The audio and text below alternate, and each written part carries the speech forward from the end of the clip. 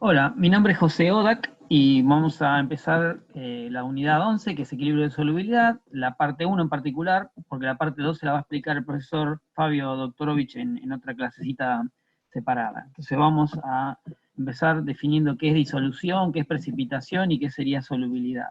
Cuando hablamos de disolución nos referimos a la situación en la cual una sustancia sólida se pone en contacto con un medio líquido y el sólido en esas condiciones se va desintegrando y pasa a formar una solución homogénea en ese líquido. ¿Está bien? Ese proceso es a lo que nos referimos como disolución. Y precipitación es el proceso inverso.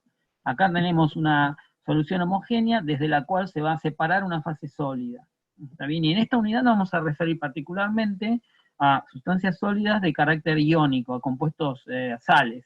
Y el solvente va a ser en general agua, aunque algunas de las definiciones que damos aquí van a ser más generales que eso. Entonces, tenemos que una solución en general contiene una mezcla de moléculas de solvente y moléculas de soluto. El soluto proviene de la fase sólida que agregamos al sistema y el solvente es la fase líquida que agregamos. Entonces, decimos que el soluto se disuelve en el solvente y da lugar a una solución.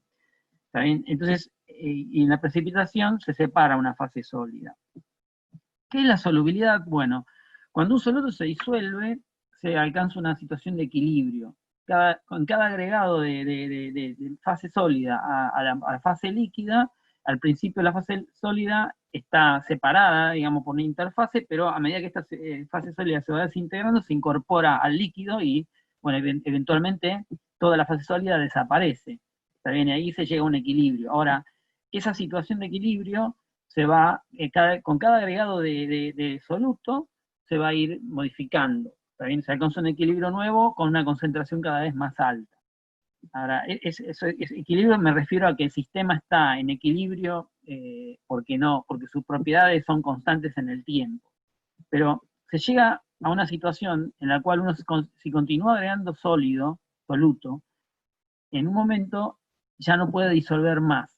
En esa situación donde el soluto que uno agrega ya no se disuelve, o sea, porque la solución ya no tolera disolver más, el remanente va a quedar en el fondo del recipiente, es lo que se conoce como una situación de saturación. Aquí la solución está saturada, no toma más soluto, no disuelve más. Y eso es cuando se alcanza la máxima concentración a una dada temperatura y a una dada presión, ¿está bien? Esa concentración máxima que se puede disolver de un soluto dado en un solvente dado se conoce como la solubilidad.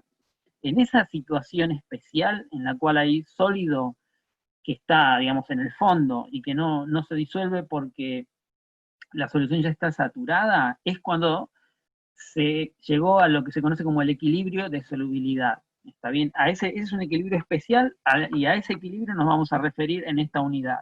Es ese equilibrio en el cual tengo un sólido en equilibrio con una solución. Entonces coexiste la fase sólida con su solución saturada.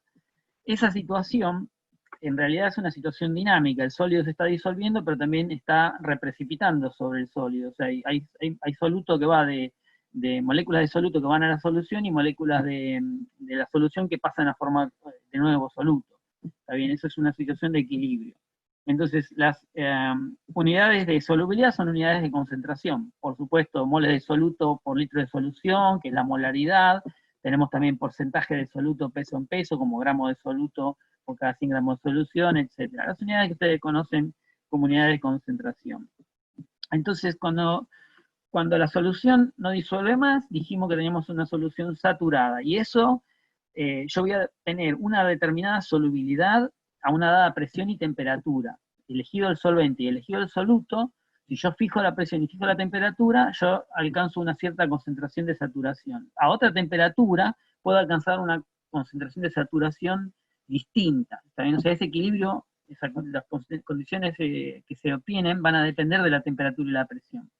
Y también obviamente dependen del solvente y del soluto. Entonces, en principio, vamos a ver qué es lo que determina cuánto se disuelve de soluto. Y de eso se trata esta unidad. Van a haber distintos casos. Entonces, vamos a empezar definiendo así en términos generales cuándo la solubilidad va a estar favorecida, una solubilidad alta, y cuándo la solubilidad no va a estar favorecida. Entonces lo primero que tenemos que ver es que si yo estoy tratando de disolver un soluto que tiene una cohesión muy fuerte, o sea, es un sólido muy estable, por ejemplo, un sólido con interacciones muy fuertes entre sus moléculas que lo mantienen fuertemente unido, eso, cuando hay interacciones de atracción muy fuertes entre las moléculas de soluto, la solubilidad va a tender a ser baja, porque el sólido se tiene que disgregar para mezclarse con el solvente, y eso no va a ocurrir a no ser que haya atracciones débiles entre soluto y soluto.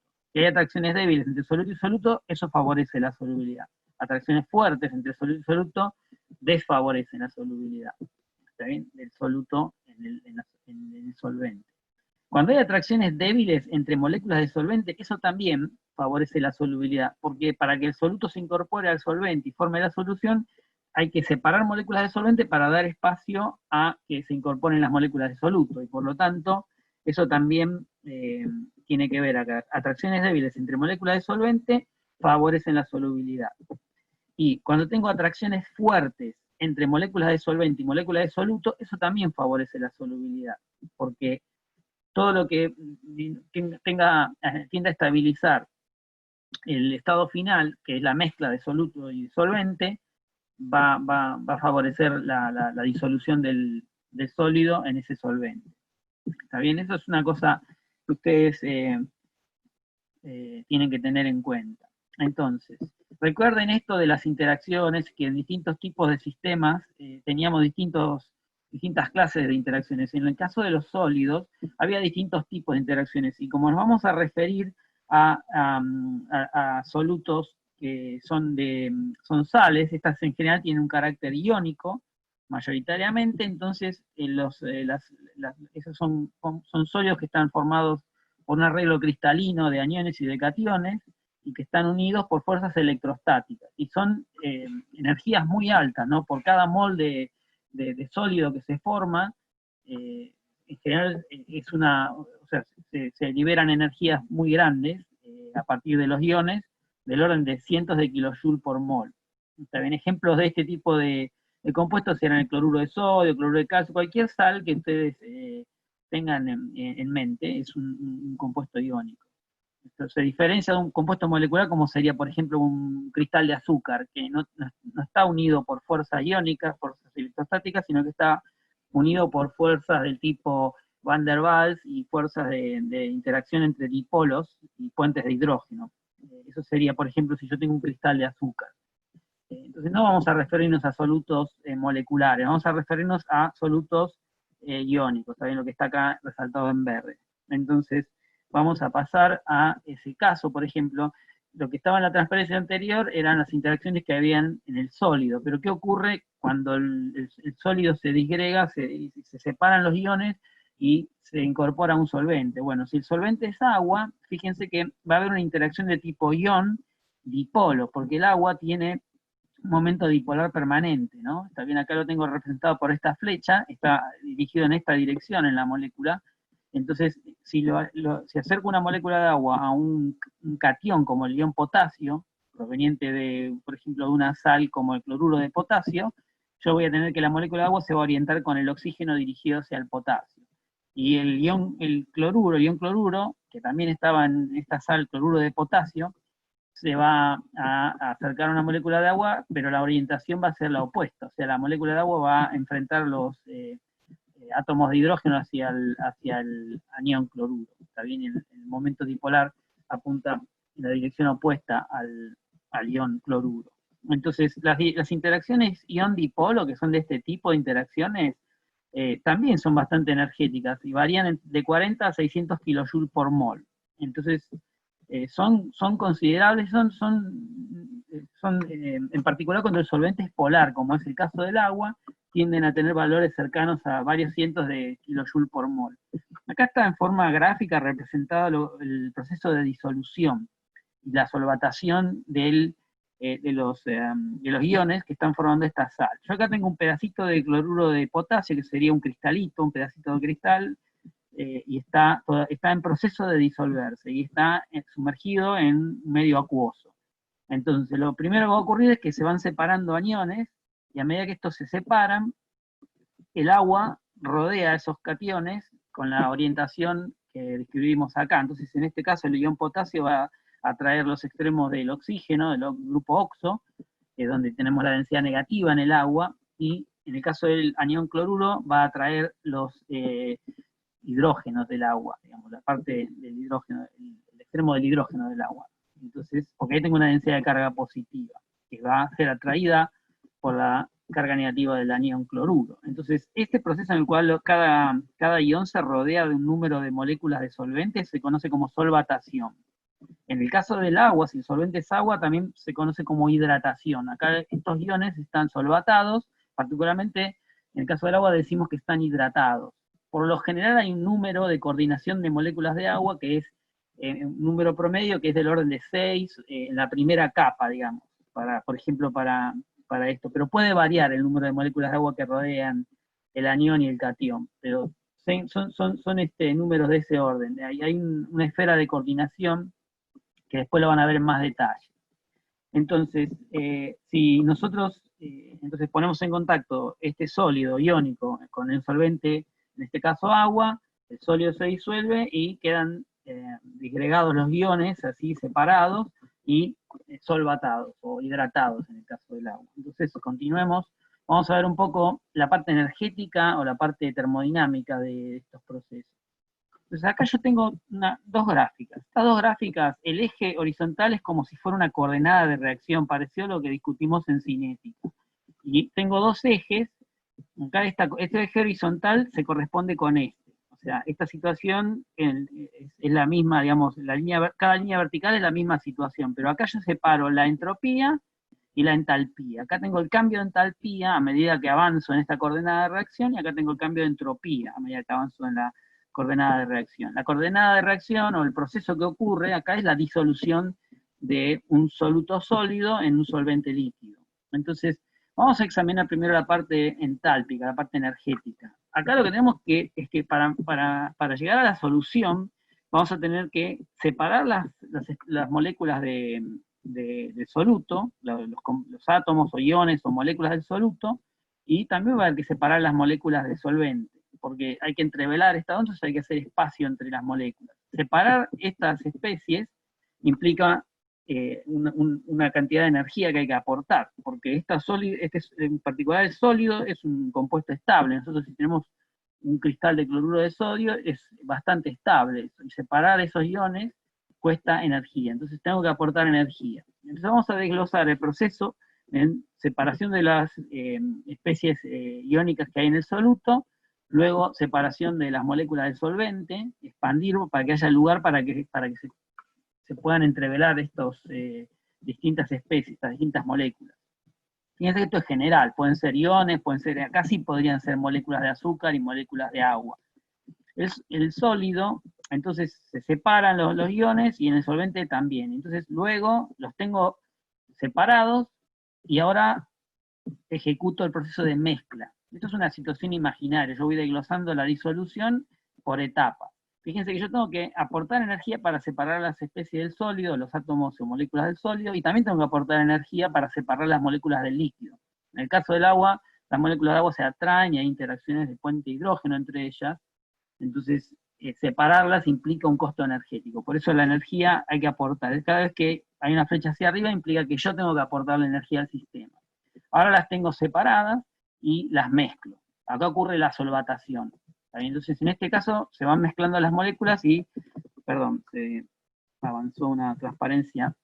Acá se mezclan las moléculas del sólido con las especies que provienen del sólido con las moléculas de solvente y se forma la solución.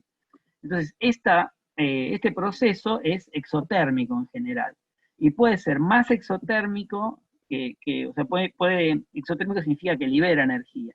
Ahora, puede liberar una cantidad de energía mayor que la que se absorbió en estas dos etapas, o pueden tener una cantidad de energía menor. De eso va a depender el signo de lo que es el delta H de disolución. Delta H de disolución es la diferencia de entalpía entre la situación inicial, que es solvente más soluto sólido, y la situación final, que es la solución. O sea, esto que está en rosado acá es el delta H de disolución. Entonces, de la magnitud de esta energía liberada y de estas energías absorbidas, de la magnitud relativa va a depender si este delta H es negativo o si es positivo. ¿Está bien? Entonces eso es importante tener en cuenta de dónde viene. Fíjense que eso de qué depende. Depende de cuán estable haya sido este cristal o este sólido y cuán fuertes sean las interacciones en el solvente. Por eso, atracciones débiles entre moléculas de solvente van a tender a hacer que esta energía sea pequeña, entonces esto va a tender a ser más exotérmico. Y cuanto más exotérmico un proceso, más favorable tiende a ser en la práctica. Entonces vamos a precisarlo un poquito más en la siguiente lámina. Entonces recuerden esto que dijimos de interacciones débiles entre solventes favorecen la solubilidad, y interacciones débiles entre moléculas de soluto favorecen la solubilidad. Y que interacciones fuertes entre moléculas de solvente y soluto también favorecen la solubilidad, porque eso hace que esta energía, este cambio de energía, esta liberación de energía al mezclarse las moléculas de solvente con las del soluto, sea una cantidad de energía mayor. Entonces, esto hace a la parte energética, digamos. Y recuerden que hay un delta H de disolución que está dado por la suma, digamos, de todas las componentes de entalpía de todo este proceso. Fíjense, delta H de este más este delta H más este delta H tiene que ser igual a el delta H del ciclo total. Entonces, vamos a a ver el segundo gráfico. El segundo gráfico representa los cambios de entropía que ocurren cuando hago este proceso de disolución. Entonces, cuando yo separo el soluto, es obvio que la entropía del sistema aumenta, porque el soluto, si era un sólido cristalino particularmente, es un sólido muy ordenado, y yo lo separo a los átomos, y eso implica disminuir el orden del sistema. Entonces, claramente la entropía aumenta. El solvente no está tan ordenado como el soluto, porque no es un cristal, pero tiene más orden cuando está en forma compacta que cuando lo separo. Entonces, eso también, separación de las moléculas de solvente, también aumenta la entropía. Y luego tengo el proceso donde estas dos especies, estos dos conjuntos de moléculas se mezclan. Y eso, obviamente, también aumenta la entropía, porque hay más desorden en esta situación donde está todo mezclado que donde tengo los dos grupos de moléculas por separado. Entonces, los tres procesos tienen un delta S positivo. Por lo tanto, el delta S de disolución siempre es positivo. Este siempre es favorable. Fíjense que si la entropía del sistema aumenta, la entropía del universo también aumenta. Entonces, esto favorece la disolución. Entonces, nos tenemos que concentrar más que nada en la parte energética, porque la parte entrópica siempre favorece la disolución, porque se produce esta mezcla que es siempre más desordenada que la situación inicial. Entonces, ahora veamos esto en términos en términos matemáticos, como lo vienen viendo en la parte anterior de la materia. Entonces, recuerden que si tenemos un proceso de disolución, el delta G total va a ser el delta G correspondiente a romper la red iónica y el delta G de la solvatación. Aquí están englobados todos los procesos anteriores. Entonces, yo tengo acá el delta H de la ruptura de la red menos la temperatura absoluta por el delta S de la ruptura de la red. ¿Está bien? Y eso hay que sumarle el delta H, o sea, este otro término, que es el delta H de solvatación, menos T por el delta S de solvatación. Entonces, este es el delta S que corresponde a desordenar el sólido y separarlo, y este delta S corresponde a la mezcla de las dos especies cuando mezclo el soluto con el solvente. Entonces ahora agrupo los términos que tienen delta H y los términos que tienen delta S, y analizo cómo contribuye cada término. Entonces la temperatura absoluta es siempre positiva, entonces tenemos este delta S que siempre es positivo, por lo tanto este término siempre es negativo. Entonces recuerden que si tengo un delta G negativo, también la constante asociada a ese proceso va a ser muy alta. Entonces, quiere decir, si la constante es muy alta, es lo mismo que decir que la solubilidad va a ser muy alta. Entonces, yo acá tengo que este término siempre contribuye. Fíjense que la temperatura también contribuye a favorecer la disolución. Pero tengo también acá unos componentes de delta H, la parte energética. Y esto, fíjense que el delta H de reticular es endotérmico, porque hay que aportar energía para romper la red del sólido, el cristal del sólido, del soluto. Y el delta H de solvatación es exotérmico. Dependiendo de cuál de estos dos sea más grande, esto puede ser positivo o negativo. ¿También? Entonces yo solo sé que esta parte siempre, este término siempre me contribuye a hacer el delta G más negativo y por lo tanto tiende a aumentar la constante de equilibrio. Perdón. Entonces, cuando tengo acá esta parte, no puedo saber el signo a priori.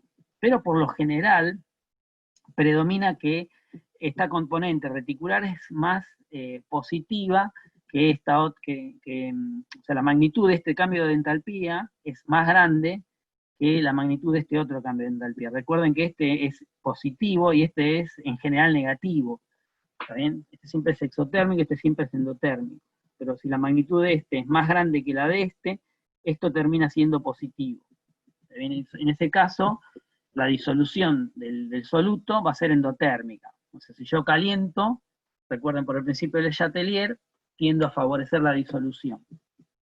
Eso es lo más general. Entonces, vamos a hablar un poquito de la constante de equilibrio de solubilidad, pues ya hemos mencionado que, por ejemplo, hay un delta G de disolución, y eso está asociado a una constante de solubilidad. ¿Cómo definimos esa constante? Bueno, para ver eso, consideremos, si yo agrego, por ejemplo, acá tengo cloruro de plata. Esta es una sal que se disuelve en agua, pero no en una gran magnitud. Es poco soluble en agua. Entonces, esta sal, cuando yo la pongo en contacto con agua, empiezan a haber iones cloruro y iones plata que migran hacia la fase líquida. Está bien, al principio no hay iones cloruro y iones plata en la fase líquida, es agua pura, y acá tengo la especie sólida, el soluto, y este proceso empieza a ocurrir. A medida que avanza el tiempo, el movimiento de iones cloruro y iones plata solución empieza a ser contrarrestado en parte por iones plata y iones cloruro que retornan hacia la fase sólida. Esto es un proceso dinámico. Y al fin, en un momento se alcanza la situación de equilibrio a una dada presión y temperatura, donde la velocidad de disolución es igual a la velocidad de precipitación. Entonces el sistema se mantiene estático. Llegamos al equilibrio, tengo la solución saturada y coexiste la fase sólida con la solución. Y tenemos esa situación de equilibrio. Ese equilibrio se representa así. Tengo el soluto cloruro de plata más el solvente agua en equilibrio con plata acuosa, que esta es ion plata solvatado y ion cloruro solvatado. Entonces, esto, cloruro acuoso quiere decir solvatado. Entonces, pero noten que tiene que coexistir el sólido y la solución para hablar de equilibrio de solubilidad. ¿Está bien? Este es el caso del equilibrio de solubilidad al que nos vamos a referir en esta unidad. Entonces, siempre tiene que estar el sólido en equilibrio con la solución para que estemos hablando de equilibrio de solubilidad y valga este equilibrio. En este caso, el delta G de disolución, que lo discutimos en la lámina anterior, es igual a R por T por el logaritmo de la constante de solubilidad, que es la constante de equilibrio de esta reacción. Entonces vamos a escribirla en esta parte de acá. Entonces tengo que la constante de solubilidad es el producto de ion plata, concentración de ion plata por concentración de ion cloruro, dividido concentración de agua por concentración de el sólido. Pero la concentración del sólido se mide en el sólido, porque no hay cloruro de plata en solución. Hay iones cloruro y hay iones plata en solución, pero no hay cloruro de plata en solución. ¿Se entiende? Si este se disuelve, no puede ocurrir esa disolución sin que se disocie. Iones cloruro y iones plata. La concentración de agua en una solución acuosa es del orden de 55 moles por litro.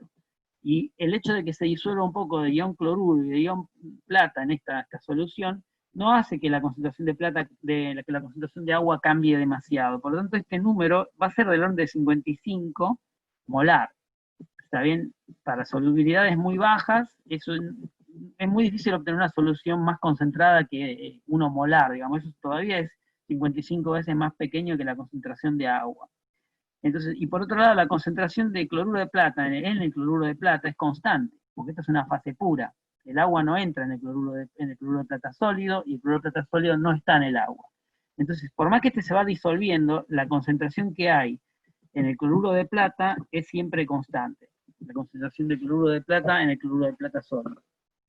Entonces, esas dos constantes, la concentración de agua y la concentración de cloruro de plata, perdón, mi computadora no anda bien y salta de lámina. La concentración de cloruro de plata y la concentración de agua las puedo agrupar junto con la constante de solubilidad, o sea, las paso multiplicando a este lado y llego a esta relación que tengo acá. La constante de solubilidad por la concentración de agua por la concentración de cloruro de plata en el cloruro de plata es igual a este producto de ion plata y ion cloruro, de concentraciones ion plata y concentración de ion cloruro. Esto se conoce como el producto de solubilidad. Entonces, esta constante, que es la constante de equilibrio de esta reacción, multiplicada por estas dos concentraciones, es lo que se conoce como la constante del producto de solubilidad o KPS. ¿Está bien? Esto no es lo mismo que esta constante, porque agrupa a estos dos términos también, estos dos factores. Entonces, esto sería la constante del producto de solubilidad. Entonces, acá abajo tengo en grande la ecuación KPS es igual a concentración de ion plata por concentración de ion cloruro. ¿Está bien? A esto no vamos a referir. Recuerden que esta ecuación solo va a ser válida siempre y cuando yo tenga equilibrio entre sólido y solución. Tienen que coexistir el sólido y la solución saturada. ¿Está bien? No puede ser de otra manera. Entonces, ahora veamos cómo depende esto de la temperatura. La solubilidad va a depender de la temperatura. Yo hoy les mencioné que a distintas temperaturas yo voy a obtener una distinta concentración a saturación. Entonces, eso, como cualquier constante de equilibrio, la constante de producto de solubilidad, el KPS, a temperatura T2, va a estar relacionado con el KPS a temperatura T1 con el delta H de la disolución. Esto es lo que ustedes vieron en termodinámica, la ecuación de Van 't Hoff, que me relaciona la constante de equilibrio a dos temperaturas, ¿no? Con las temperaturas, y es una función del delta H de la reacción. Entonces, si delta H es positivo, o sea, si la reacción es endotérmica y yo aumento la temperatura, 1 sobre T2 va a ser un número más chico que 1 sobre T1, porque T2 es más grande que T1. Entonces, este paréntesis va a ser negativo si T2 es mayor que T1. Entonces, si delta H es positivo, como acá tengo un signo menos, R es la constante, esta es positiva, obviamente, entonces si esto es negativo y esto es negativo, entonces todo esto va a dar un número positivo. Entonces el logaritmo de K a T2 va a ser mayor que el logaritmo de K a T1. Es lo mismo que decir que el cociente de K a T2 dividido K a T1 es mayor que 1. Si este cociente es mayor que 1, el logaritmo de ese cociente es un número positivo. ¿Está bien? Eso lo que me dice es que si T2 es mayor que T1, ¿está bien? K a T2 va a ser mayor que K a T1. Esto tiene que analizarlo así matemáticamente, pero si ustedes quieren verlo químicamente, podemos mirar, recordemos el principio de Le Chatelier. Si un proceso es exotérmico, donde delta H es negativo, por ejemplo, ¿no? Es un proceso exotérmico, entonces aumentando la temperatura se desfavorece el proceso, por lo tanto la constante de equilibrio va a disminuir. El caso que analizamos hoy era para un delta H positivo, y donde dijimos que si T2 es mayor que T1, con delta H positivo, K de T2 será mayor que K de T1. ¿Está bien? Entonces, en ese caso, si el proceso es endotérmico, recuerden que por el principio de Chatelier, nosotros sabemos que aumentando la temperatura favorecemos el proceso. En este caso, el proceso es la solubilidad de la sustancia, el proceso de disolución. Entonces, fíjense, acá tengo una gráfica donde tengo algunos ejemplos. Acá tengo en el eje horizontal temperatura, esta está en grados centígrados, y acá tengo la solubilidad, que es gramo de soluto por cada 100 gramos de solución. Entonces, fíjense que para la mayoría de las sustancias que tengo en este gráfico, la solubilidad tiene una pendiente positiva, aumenta con la temperatura. Solo para el caso del sulfato de litio en este gráfico, la solubilidad disminuye con el aumento de temperatura. Esta sal, la disolución de esta sal en agua, perdón, acá olvidé decir que estas son todas solubilidades en agua, el solvente es agua, ¿está bien? La solubilidad del sulfato de litio va disminuyendo a medida que aumenta la temperatura, y esto ocurre porque el delta H de disolución para para el sulfato de litio es menor que 0, o sea, esta es un proceso exotérmico, la disolución de sulfato de litio. Otro ejemplo sería el hidróxido de sodio. Cuando usted disuelve un hidróxido de sodio también es un proceso exotérmico. En general es al revés, toda vez que disuelvo una sal, en general es un proceso endotérmico, porque la energía reticular es mayor que la energía de solvatación y por lo tanto son siempre endotérmicas las disoluciones de estos compuestos, la mayoría. Entonces lo que ocurre es que si yo caliento, favorezco la disolución. Eso también lo pueden razonar acá, viendo esta ecuación. Entonces, vamos a ver ahora cómo podemos calcular la solubilidad de una sal a partir de esas constantes de solubilidad o KPS. Entonces, vamos a empezar viendo estos ejemplos de acá. Acá tengo cloruro de plata, bromuro de plata y hidruro de plata. Todas tienen el mismo catión, pero lo que varía es el anión. Y fíjense que todas tienen este equilibrio de disolución en agua, en el cual se disuelve el sólido y aporta iones plata, y en este caso iones cloruro, en este caso iones bromuro, y en este caso iones ioduro. Acá fíjense que a 25 grados, el KPS para estas sales es 1,8 por 10 a la menos 10, que es el producto de estas dos concentraciones, cuando hay equilibrio de cloruro de plata sólido con la solución saturada de iones plata y ion cloruro. Y acá tengo el caso del bromuro de plata, que es 5 por 10 a la menos 13. Fíjense cómo va bajando a medida que me voy yendo para abajo en la tabla periódica. Un ejemplo interesante de propiedades periódicas. Esto tiene que ver con que este sólido es netamente iónico, pero este ya tiene una contribución covalente. O sea, las interacciones en el sólido, además de la contribución iónica entre iones ioduro y iones plata, para formar el cristal de ioduro de plata, acá hay una unión que tiene cierto grado de covalencia entre ion ioduro y ion plata, y eso hace que este cristal sea más estable que el de cloruro de plata, por tener esa contribución covalente, y por lo tanto su KPS es menor, y esto va a tender a hacer que la solubilidad sea menor. Ahora, para la solubilidad no es simplemente mirar el KPS. O sea, acá parecería que esta sal es menos soluble que esta, y eso es cierto, porque acá todas estas sales tienen una composición 1 a 1. Acá, ¿a eso qué quiero decir? Un anión y un catión. Fíjense, un anión cloruro, un catión plata. Acá tengo un anión bromuro, un catión plata. ¿Está bien? Y un mol de cloruro de plata, cuando se disuelve, produce un mol de iones plata y un mol de iones cloruro. ¿Está bien? Eso van en relación 1 a 1. Una sal 1 a 1 de estequiometría 1 a 1 produce un mol de cationes y un mol de aniones por mol de sólido que se disuelve. ¿Está bien? Eso es común a todas estas tres. Son tres sales 1 a 1.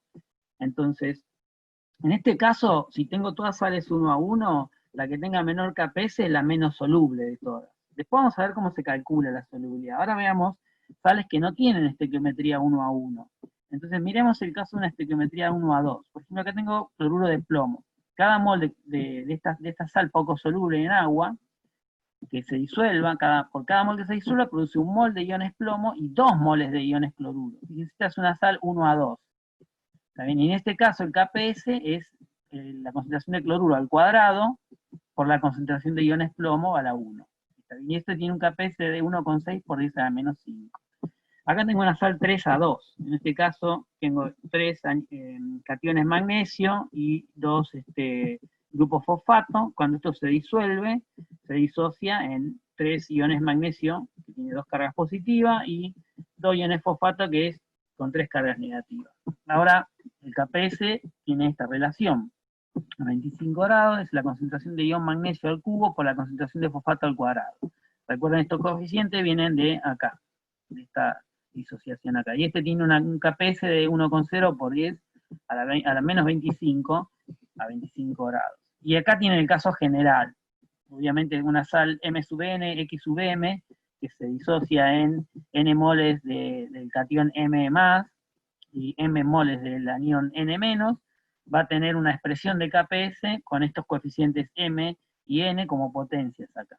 ¿Está bien? Elevadas las concentraciones a sus respectivos coeficientes estequiométricos. Entonces, ahora que ya sabemos esto, veamos cómo se calcula la solubilidad si yo conozco el KPS. porque estos valores de constantes de equilibrio de KPS con la constante de producto de solubilidad está en tablas. Yo puedo calcular la solubilidad de una sustancia en agua pura, por ejemplo. Eso quiere decir, yo agrego la sal poco soluble, por ejemplo, cloruro de plomo, pongo en contacto con agua hasta que se llega al equilibrio, tengo el equilibrio entre este sólido y la solución saturada, y en ese caso vale esta ecuación. Entonces, ¿cómo calculo cuántos gramos de cloruro de plomo se disolvieron? Bueno, vamos a ver eso. Pero veámoslo con este ejemplo que es una sal 1 a 1. Entonces, lo que hacemos es plantear la siguiente reacción. Acá tengo el yoduro de plata sólido que al disolverse en agua forma un mol de iones plata por mol de yoduro de plata y un mol de iones yoduro por mol de yoduro de plata. Entonces, al principio yo mezclo el sólido con el agua y tengo sólido y tengo agua pura, no se disolvió nada todavía. Cuando se alcanza el equilibrio se han disuelto S moles por litro de este sólido. Y si se disuelven S moles por litro, como esta es una sal 1 a 1, va a dar S moles de iones plata y S moles de anión yoduro por litro. ¿Está bien? Entonces esta es la situación de equilibrio. S representa la concentración en equilibrio, o sea, es la solubilidad. Entonces yo ahora puedo reemplazar estas concentraciones en el KPS. O sea, el KPS es igual a concentración de ion plata por concentración de yoduro, y esto es 8,5 por S a menos 17. Si acá pongo estas concentraciones que valen S y S, me queda S cuadrado. Entonces, de acá yo puedo despejar S, y S me queda la raíz cuadrada del KPS. Fíjense que en este caso es una expresión muy simple. Si yo conozco el KPS a una dada temperatura, puedo calcular la solubilidad. Hagamos la cuenta a 25 grados. Tenemos con el KPS 8,5 por S a menos 17. Si hacemos la cuenta, raíz cuadrada de eso me da 9,2 por S a la menos 9 molar. Esa sería la solubilidad del yoduro de plata en agua pura a 25 grados. ¿Está bien? Para esta sal 1 a 1. A pesar que otra sal tenga una constante del mismo orden, digamos, puede ser el mismo número que este, pero si la estequiometría es distinta de 1 a 1, la solubilidad va a ser distinta, porque la solubilidad, como verán, depende de la estequiometría. Miremos, por ejemplo, el caso de una sal 1 a 2. En este caso yo tengo cloruro de plomo sólido que se disuelve y se disocia en iones plomo y iones cloruro. Entonces KPS tiene esta expresión, concentración de iones plomo por concentración de iones cloruro al cuadrado, y esto es 1,6 por S a menos 5. Este es el KPS a 25 grados. De nuevo, la situación inicial, tengo el sólido en contacto con agua pura, y en el equilibrio tengo la solución en equilibrio con el sólido, y voy a tener S moles por litro de iones plomo, que es la solubilidad de esta sal, y 2 veces S, porque fíjense que un mol de cloruro de plomo que se disuelve da lugar a 2 moles por litro de iones cloruro. Entonces, si yo disuelvo S moles por litro de cloruro de plomo, voy a tener 2 S moles por litro de iones cloruro. Entonces, ahora tengo estas dos concentraciones de equilibrio, las reemplazo acá en el KPS, fíjense que me queda S por 2S cuadrado, y esto da 4S cubo. De acá también puedo despejar la solubilidad. Paso dividiendo el 4, y me queda que la solubilidad es la raíz cúbica de KPS sobre 4.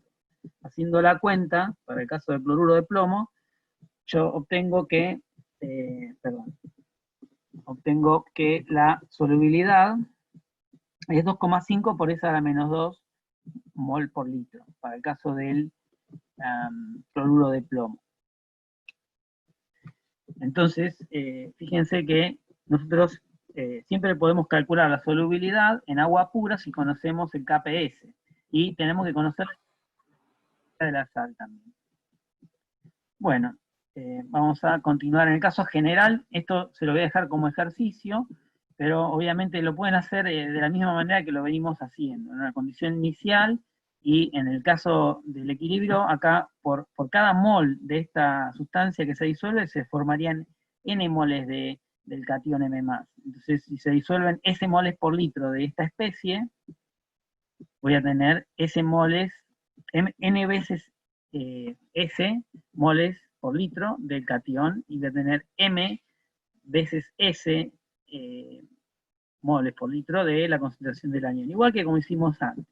Entonces, reemplazando esto en el KPS, da una fórmula un poco más complicada, pero se puede generalizar la solubilidad me va a dar la raíz de orden n más n, m más n, del KPS sobre n a la n, m a la n. ¿Está bien? Esta sería la fórmula general.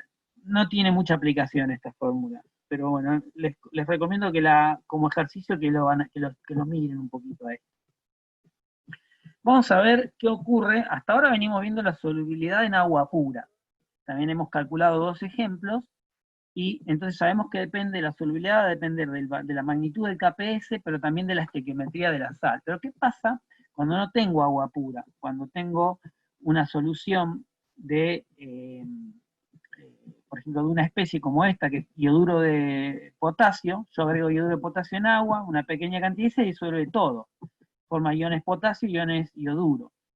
¿Saben? Porque esta es una sal muy soluble en agua.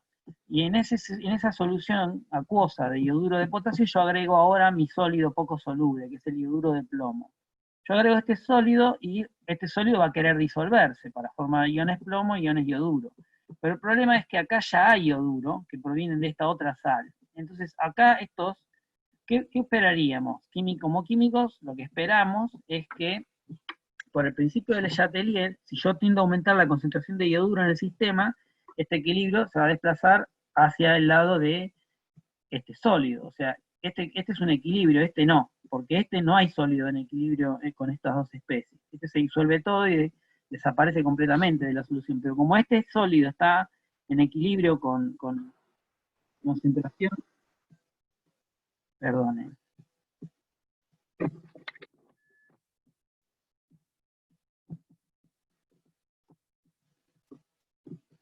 Bueno, entonces lo que ocurre es lo siguiente.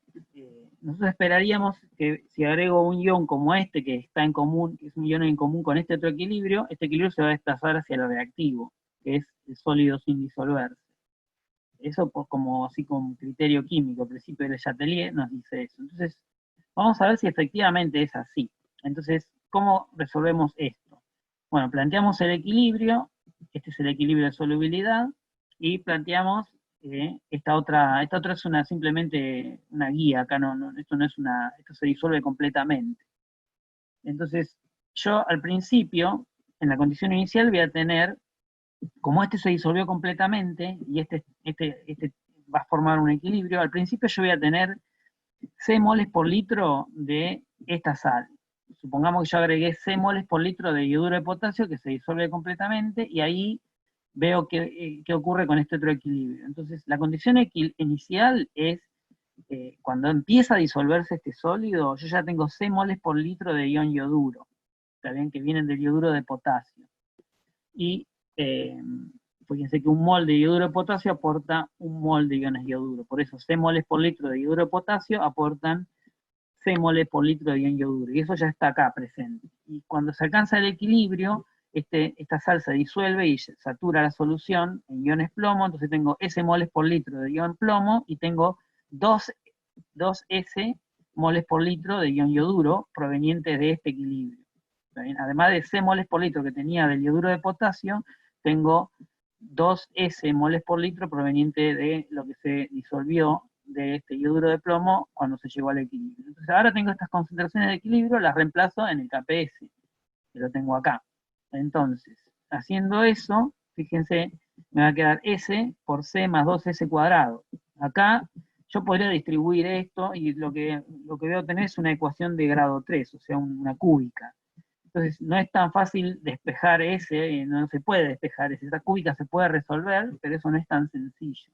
Pero nosotros sabemos que la solubilidad del ioduro de plomo va a tener que ser menor que en agua pura, porque yo agregué C moles por litro de ioduro de potasio y yo sé eso por el principio de Le Chatelier. Entonces, si la solubilidad va a ser menor que en agua pura, siendo esta sal poco soluble, es muy probable que este factor 2S, este término, sea mucho más chico que ese, y entonces puedo hacer como que no está, puedo despreciar ese término 2S. Entonces, si yo desprecio este término, esto simplemente da S por C al cuadrado, porque este término se fue. Entonces, hago esa aproximación y después verifico que sea correcta. Entonces, haciendo esa aproximación, yo llego a que KPS es igual a S por C cuadrado, porque desprecié el término 2 por S, provenía de la solubilidad del yoduro de plomo.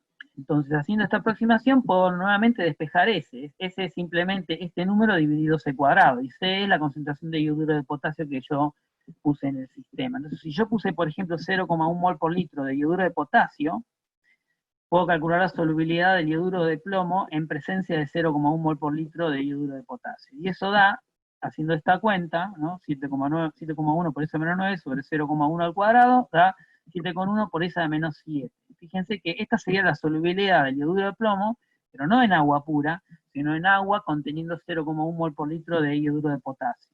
Esa solubilidad es, en principio sería menor que la que tendríamos en agua pura. Ahora vamos a verificar eso.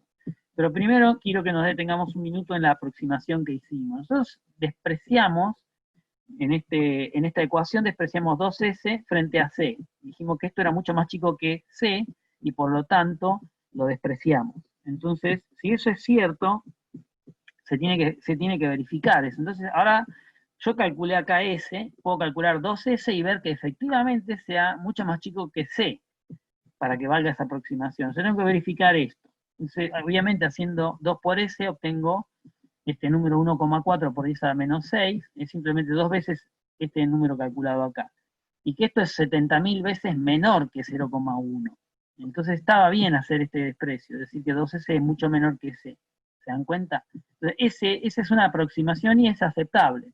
Entonces, en general decimos que una aproximación es aceptable o sea, para decir que esto es mucho más chico que C, esto tiene que ser al menos 100 veces más chico que C. Acá es 70.000 veces más chico, o sea que está claro que es despreciable 2S frente a C.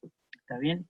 Entonces, yo acá les recuerdo que en general decimos que una variable es despreciable frente a otra si es 100 veces más chica que esta otra. Bueno, entonces con esto calculamos la solubilidad del yoduro de plomo en presencia de 0,1 mol por litro de yoduro de potasio. Ahora comparemos este número con la solubilidad en agua pura.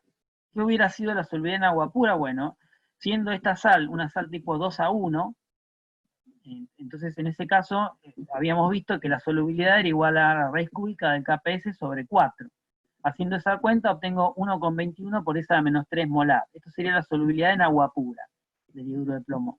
Comparemos con lo que obtuvimos recién para una solubilidad en solución de yoduro de potasio 0,1 molar. Fíjense que en yoduro de potasio 0,1 molar, la solubilidad nos dio 7,1 por esa menos 7 molar, mucho menor que en agua pura. O sea, está de acuerdo con lo que esperábamos de acuerdo al principio de Le Chatelier, que aumentando la concentración de yoduro, desplazaba el equilibrio de la solubilidad, este equilibrio, en presencia de iones yoduro, se desplaza hacia el sólido, o sea, va a desfavorecer la solubilidad del yoduro de plomo. Entonces, nosotros hemos visto cómo calcular ahora en agua pura y hemos visto cómo calcular en soluciones que tienen algún ion en común con los iones presentes en la sal que se está disolviendo. En este caso, el ion común es el ion yoduro. Este efecto de disminuir la solubilidad de una sal poco soluble por agregado de un ion común se conoce como el efecto de ion común. También es una de las causas, es una de las maneras de controlar la solubilidad de una sal. Yo puedo hacer que una sal sea mucho menos soluble si agrego una concentración dada de algún ion común. Ion común con los que se producen al disolverse la sal poco soluble, eso me refiero. Entonces, ¿qué pasa si fíjense que nosotros hicimos una aproximación, que es despreciar 2S frente a C. ¿Qué pasaría si no hubiéramos hecho esa aproximación? Yo le dije que eso daba una ecuación de orden 3, fíjense que da una cúbica acá. Si yo distribuyo S por C y S por, acá me queda S por 2S a 2S cuadrado, y cuando hago perdón, eso no lo puedo distribuir. Tengo que elevar esto al cuadrado primero y después distribuir eso. Si hago la cuenta, va a dar esta ecuación que tengo escrita acá, y es muy difícil de resolver esto. En general no es la idea en química resolver una ecuación compleja, un polinomio de grado 3 o más, porque eso no es algo sencillo. Por lo general apelamos a aproximaciones, pero basadas en un criterio químico. El criterio químico es en general cuestiones como el principio del Chatelier y los efectos de alguna variable que nosotros sabemos cómo va a afectar las concentraciones, y si podemos predecir que una concentración es menor que otra, en este caso la solubilidad, que es la concentración, la saturación que se obtiene de estas especies, tendríamos que, estamos haciendo una predicción de que esta concentración es mucho menor que esta, y eso nos permite hacer la aproximación. Y finalmente, antes de cerrar, lo último que les quiero decir es, vamos a mirar acá.